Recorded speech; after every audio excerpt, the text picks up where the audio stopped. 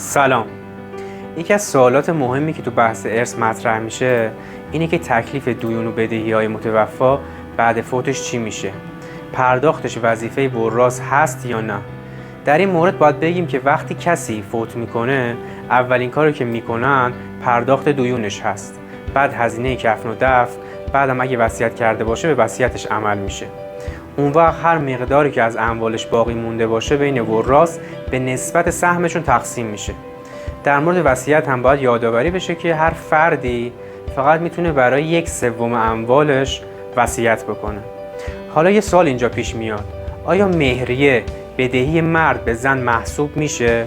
یعنی وقتی شوهر فوت میکنه در حالی که مهریه زنش رو پرداخت نکرده، زن میتونه علاوه بر سهم الارثش مهریه‌اش رو هم مطالبه کنه؟ بله. مهریه جزء دیون مرد هستش و همونطور که اول ویدیو گفتیم اول دیون و بدهکاری های متوفی پرداخت میشه. ما پرونده‌ای داشتیم که اگه زوجه قرار بود فقط سهم الارث خودش رو بگیره چیز زیادی نصیبش نمیشد، اما به واسطه مهریه بخش قابل توجهی از اموال متوفی به همسرش منتقل میشه. اگه بخوایم بدونین طبقات ارث چیه و سهم هر کدوم از وراث چقدره، ویدیوی بعدی رو حتما ببینید.